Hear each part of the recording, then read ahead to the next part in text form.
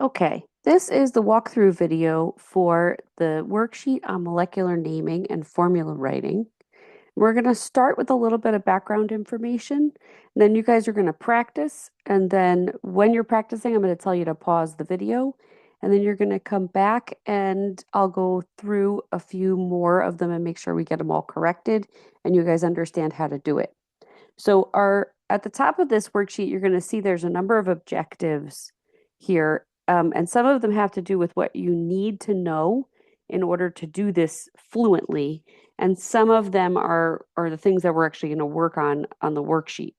So you have to be able to tell the difference between metals and nonmetals on the periodic table by looking at your periodic table.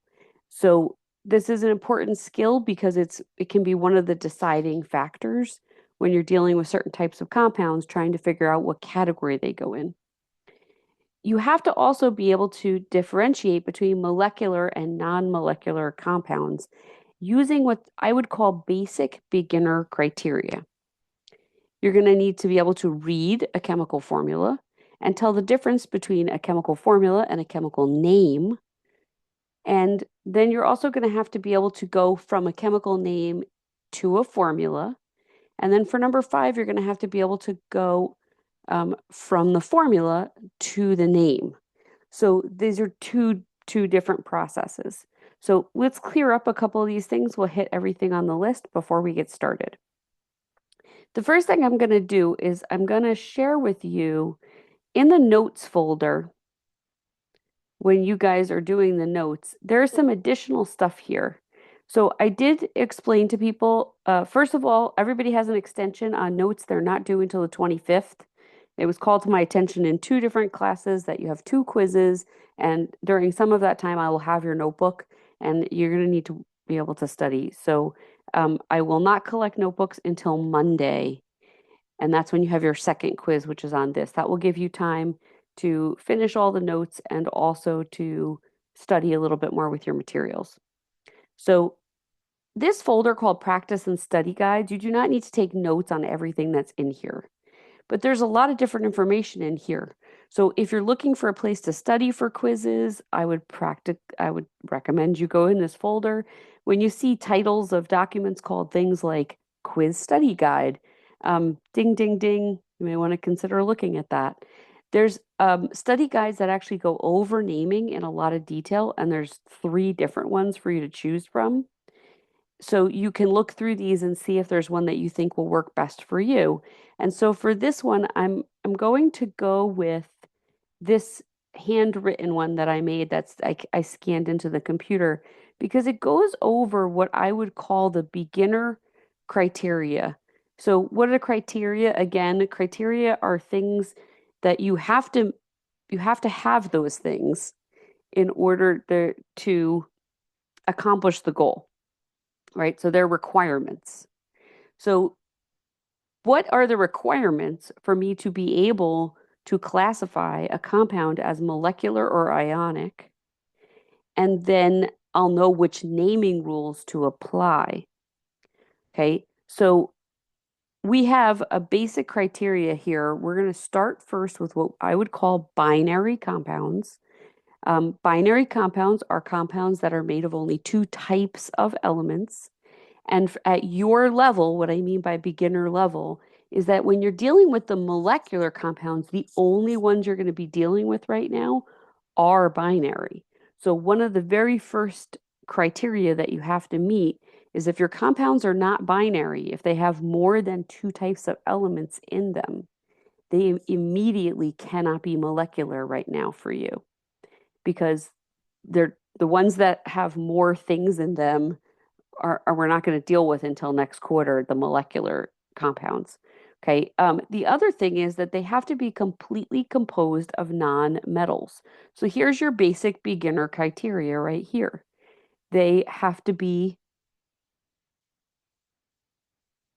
they have to be binary, which means they have to be made of only two elements, and they have to be composed of only non-metals. So let's take a look back at our worksheet. our very first thing that we're going to try to practice here is without really knowing what any of these things are.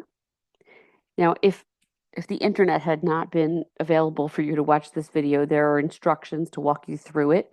Um, so you have here 6 different compounds. These 6 different compounds are either molecular or ionic.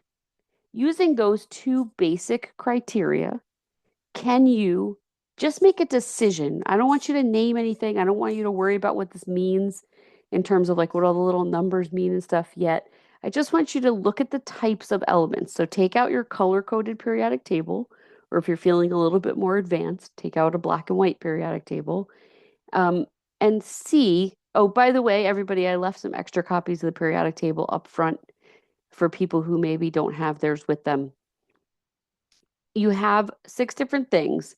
You're going to count to see which compounds are binary, and you're going to check to make sure also that they have no metals in them. So let's do a couple of examples quickly. So let's just do the counting, and then I'm going to let you guys figure out which ones have the metals and the non-metals. So our criteria, one more time, they have to be binary, which means if they contain more than 2 elements, they cannot be molecular. Okay, so you've got sulfur, oxygen. This is 2 types of elements. This could be molecular. My second criteria is that they also cannot contain a metal. So now you have to go on your periodic table and say, is sulfur a metal? Is oxygen a metal? Okay, so the answer to that is no. Sulfur is a nonmetal. Oxygen is also a nonmetal. And this is a binary compound. So this is molecular. Actually, I made it even easier. You don't even have to write molecular. You're just going to say yes or no. I was going to write molecular out. Okay, so yes, this is molecular. Okay, now I'm going to skip over to this one. I'm just going to do 2 of these examples, and then I'm going to sort of let you loose. Let's do number 3. Is this binary? Well, this is why. So, oh boy, man, 6th period was giving me a hard time yesterday about why do they have to know their periodic table so well? Why do they have to memorize all these elements? This is why. Okay, you have to be super fluent in your elements to do this without it taking you like a really long time. Okay, so on site, I can tell you that this is copper because I have my elements memorized. And this is chlorine. So even though you don't necessarily, you might still take you a little time to find them on the periodic table, you should definitely be able to find them more quickly if you're more familiar with them. So copper and chlorine, that's only 2 elements. So this is a binary compound. Now I have to check my second criteria. Does it contain a metal? You better bet that copper is definitely a metal. So no, this is not a molecular compound. It's an ionic compound. Okay, so at this point, you guys pause the video. You're going to try the other ones, and then I'll come back and correct them. So go ahead, hit pause. Hurry up, hit pause.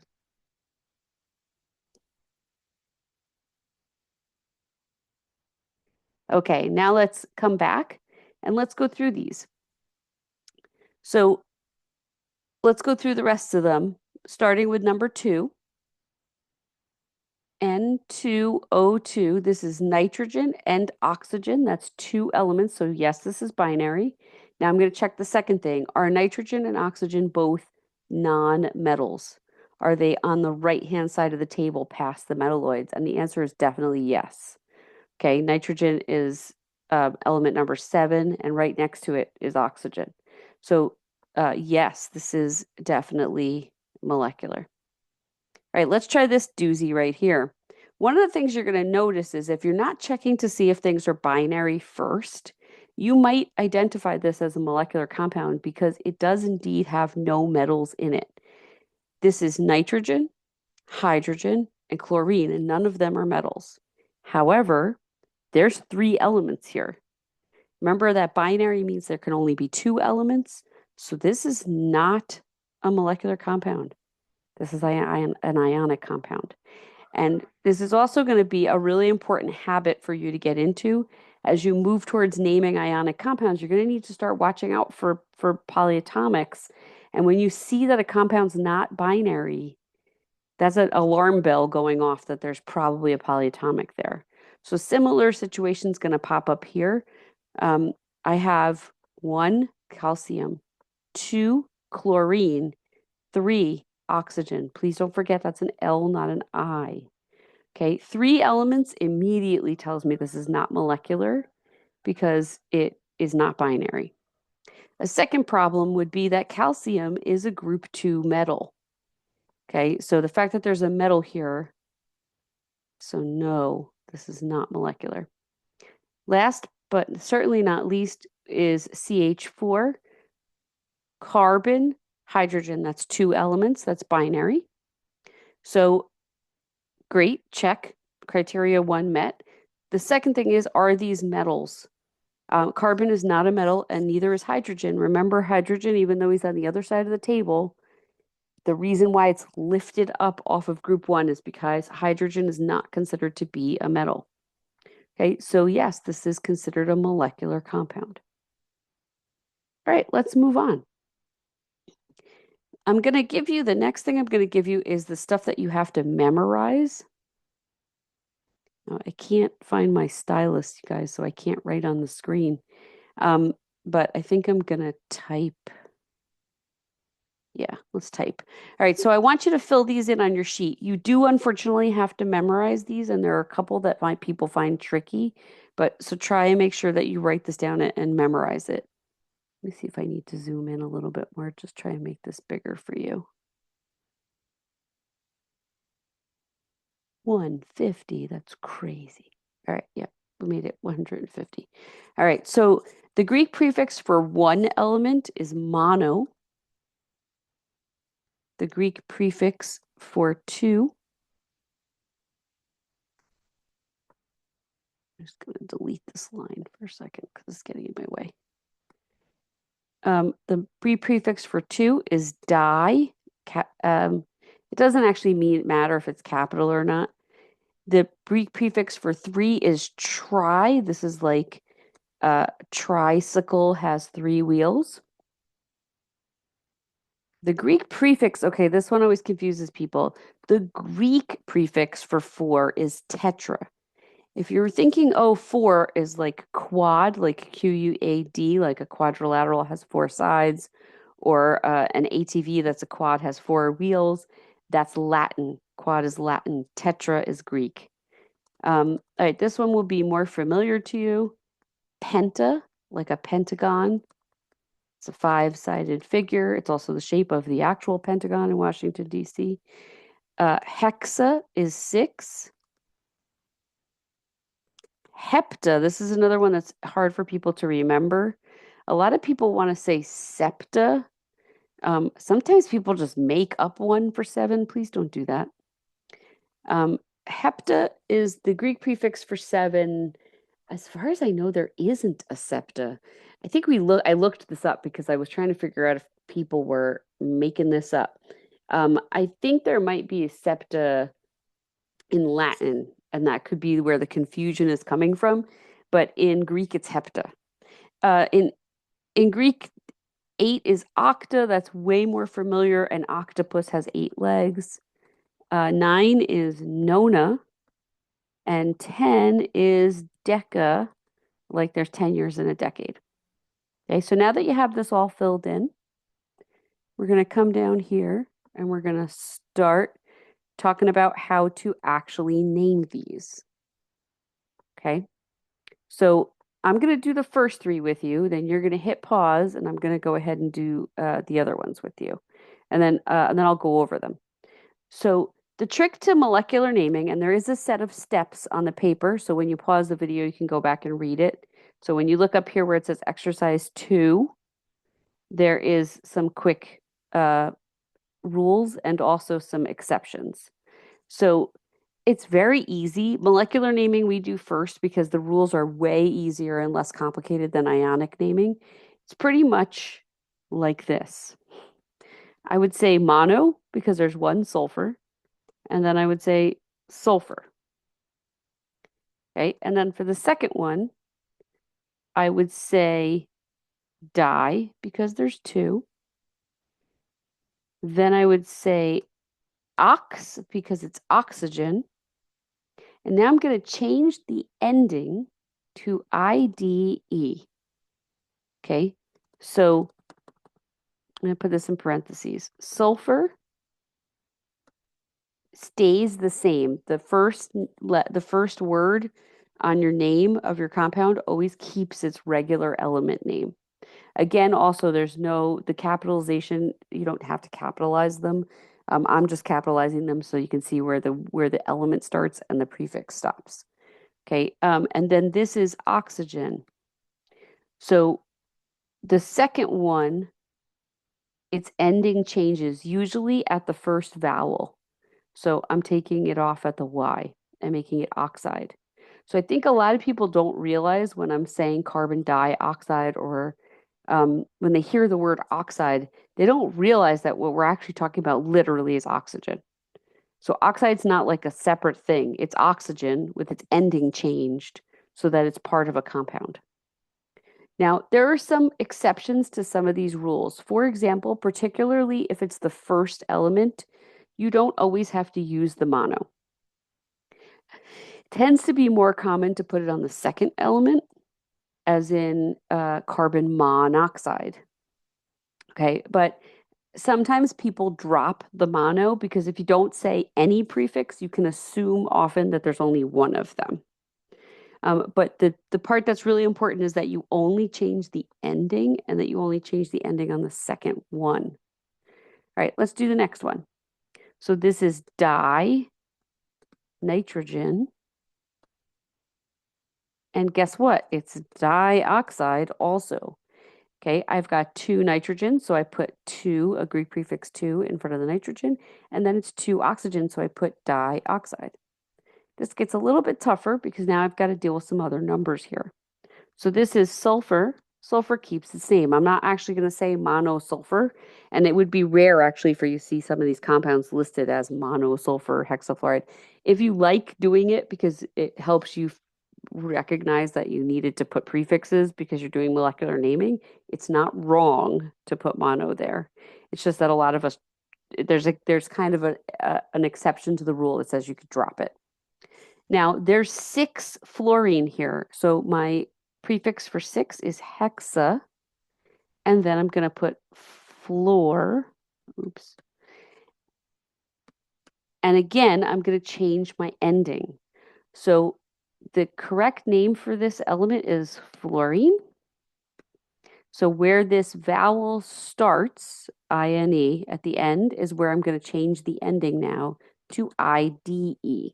And so earlier on when we were first starting to talk about practicing your elements, and I said, please be careful that you don't call fluorine fluoride. This is why. When you're dealing with just plain elements, it's fluorine. If you're talking about it as fluoride, you're actually talking about something just slightly different. You're saying that the fluorine is in a compound now and it's bonded to something. So it's important that you distinguish. All right. So everybody pause the video. I'm going to give you a minute. Get up, pause the video. You're going to do the next ones. Go over 4, 5, and 6.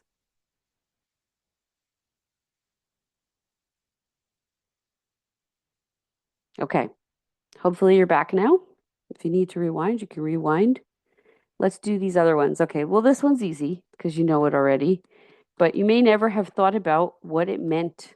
Carbon dioxide, two oxygens. Okay. And that ending changed to IDE because it's the second name in the compound. Okay. Number 5. This is carbon. Now, just to go over the part that's confusing for a lot of people, hydrogen. People get really confused about how to put the IDE ending on this one. You're going to go ahead and take this off at the first vowel, which is the O. Oh, well, I can see why people get confused. The first vowel technically is the Y, but if we took the Y off, I don't think you'd be able to recognize what element it is at all. So where we do it for hydrogen is we take it off at the O, and then we change it to an IDE here. So this is hydride. Hydrogen, when it's in a compound, becomes hydride when it's the second one. Remember, the endings only change if it's the one that's the second part of the name, the second element listed in the formula. If it were in the beginning, it would just stay hydrogen, just like this one's going to stay carbon. Okay, so now I've got hydride all set up and ready to go, but I do have to remember that there's 4 hydrogen, and so that prefix is tetra. So this is carbon tetrahydride. And again, you don't have to capitalize this.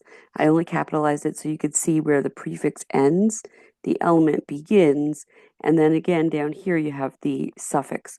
So on beginning elements, you could have a prefix. On second elements, you're going to have a prefix and possibly you could possibly have a prefix, but you're always going to have the suffix IDE.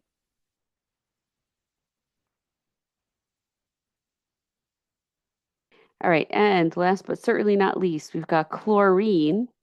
Oh, oops, except there's 2 chlorine here, so we're going to say dichlorine. Please, that's not a big mistake people make. Don't change the ending on both of them. Don't say dichloride. The first element keeps its name, doesn't have an ending change, a suffix change. It's the second one who gets a prefix and a suffix. So this is hepta for 7, okay, and then oxide for oxygen. Now, there's also a funny little thing that happens when you have 2 vowels next to each other. It's sort of a problem to say it. Heptaoxide is kind of annoying. Actually did say it that way for years. It's technically wrong. So when you have 2 vowels next to each other, like an A and an O, you're actually going to drop the A, and that's going to give you heptoxide. It just makes it easier to say. It's a little smoother. All right, let's move on to the next exercise. So now we're going to go in the other direction. What we were just doing, all right, so let's be clear about this because it's on our list of objectives up top. And that is that you know what a chemical formula is and what a chemical name is. Okay, a lot of people get thrown off by this because previously the word formula meant something like this, right? And so kids will read the question, which one of these is the correct chemical formula? And they start to freak out and they're like, there's a formula? She promised me there'd be no math. There's no, when we say formula, we're using it a different way this time. A chemical formula is this. And it's not a math operation. What it does is it just tells me in an abbreviated form what are the elements that are in that compound rather than writing it all out. Because as you can see from the example here, like number 1, that's a pretty long name, and it would be nice if I could say it faster or write it faster. So we have to actually be able to go in both directions. So this is a chemical name. Phosphorus pentachloride is the written out long version. The formula is the abbreviated version. So up here, what we were doing before was we were writing the names for the formulas. So again, there's my formula. There's the name of that formula. So down here, they're giving me the names, and now I have to write the formula. So I'm going to do the first 3 for you, and then you're going to practice. So here you have to this is really easy still because there's no guessing involved. There are Greek prefixes on these bad boys, and they're going to tell me what to do. Okay. Also, when you're looking at these, when they're written out as chemical names rather than formulas, you're going to look at the name to determine what kind of compound you're dealing with. If you're dealing with an ionic compound, you still have to know your elements well enough to look at the names and try and figure out what's in there, if it's ionic or molecular. But if it's a molecular compound and it has Greek prefixes in it, like penta, di, hexa, it's a dead giveaway that it's a molecular compound because you're only allowed to use Greek prefixes on molecular compounds. Now, this is really tricky because you're going to now, tomorrow, we're going to do ionic naming and you're going to try and use these naming rules in the wrong place. There's 2 different types of compounds, molecular and ionic, and there's 2 different sets of rules for naming them and writing their formulas. It's a pain in the ass, but there's a lot of chemicals in the world, okay? So it's important that we be able to tell them apart. All right, so let's do these. I'm looking at this, I see phosphorus, I see no mono. However, I don't see any other Greek prefix. So that tells me that there's one of them, P, phosphorus. Okay, now this is chlorine with an IDE ending, chloride. Okay, so my second element in this formula, and you're going to write these right next to each other, is Cl. And this is why you have to know your elements so well. Because if you had to look this up every single time, it would take you 5 minutes to name every single compound. That's unreasonable. You need to be fluent enough to be able to do this quickly. Okay, now the penta part tells me how many chlorines are in this formula. So I see that my Greek prefix, or I have my Greek prefix memorized. It says that this is 5. So I'm going to write a little subscript 5 here. And that's the formula for phosphorus pentachloride. Okay, again, we'll do it again for sulfur. Sulfur. Hexa means 6, and fluoride is the element fluorine. The symbol for fluorine is F. And then I'm going to do a subscript 6 because that counts how many fluorines there are, and hexa tells me that there are 6. And this is a pretty easy one.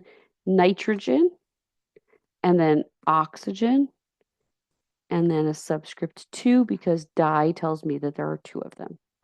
Okay, so pause the video. You're going to do numbers 4, 5, and 6.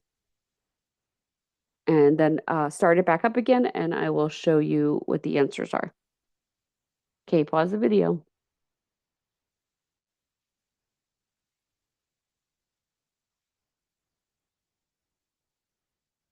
Okay, let's go over 4, 5, and 6. All right, this one was almost like a trick question. So dihydrogen means 2 hydrogen, and 1 oxygen is monoxide. It's just water. If I put water on a test or quiz, I expect you to name it the correct way using real chemical. This naming is called nomenclature. So I expect you to put dihydrogen monoxide. I don't expect you to put the common name, which is water. Generally, because water is such a huge part of our lives, you'll see that people do use the common name. And that's because there's not many other compounds that it could be confused with. So there are other compounds where if you use that name, you could be talking about more than one thing. So you have to be careful.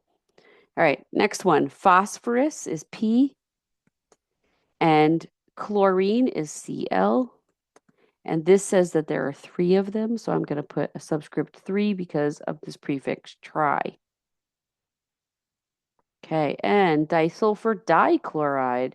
Disulfur is 2 S's. Oops, sorry.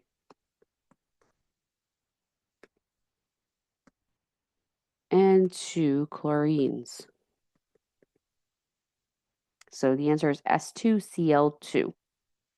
Okay, so hopefully you can see from that how fluent you need to be in your elements in order to do this.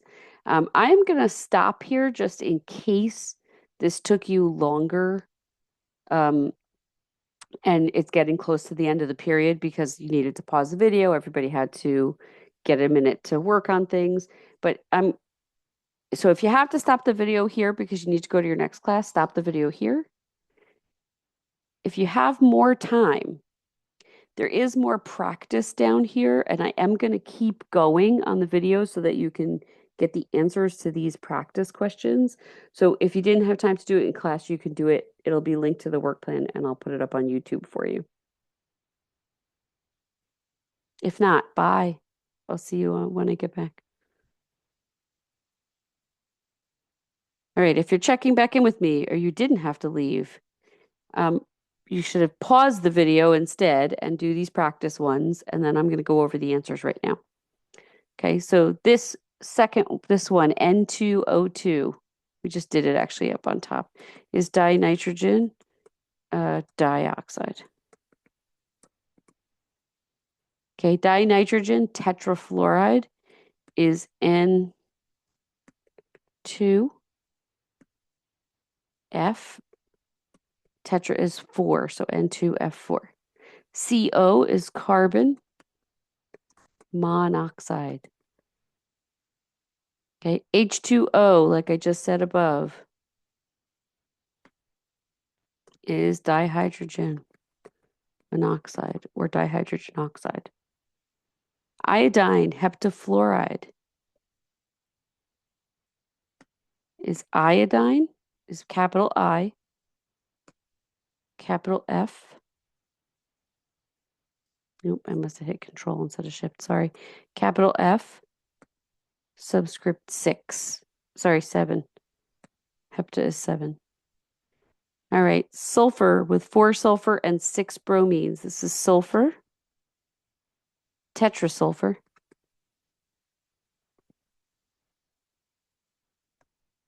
And 6 bromines is hexabromide. Carbon tetrachloride, we just did up top, is CH. Sorry, you guys, I keep hitting the wrong thing. CH4. Okay, 2 sulfurs and 4 fluorines is disulfur.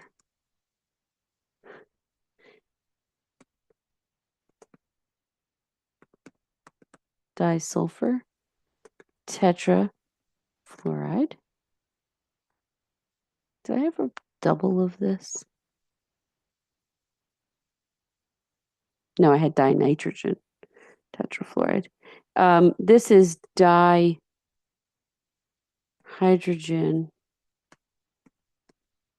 sulfide. So I'm going to write it out for a sec. So see the sulfur?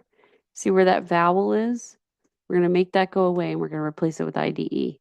So sulfur is another one people get confused about where to put the IDE ending. This is phosphorus.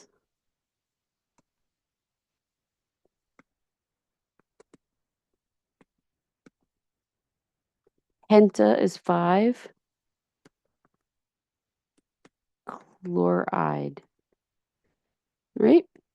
So I think you'll see molecular naming will come to you pretty quickly. It's not very hard. It's pretty easy. So that's why we did this one first.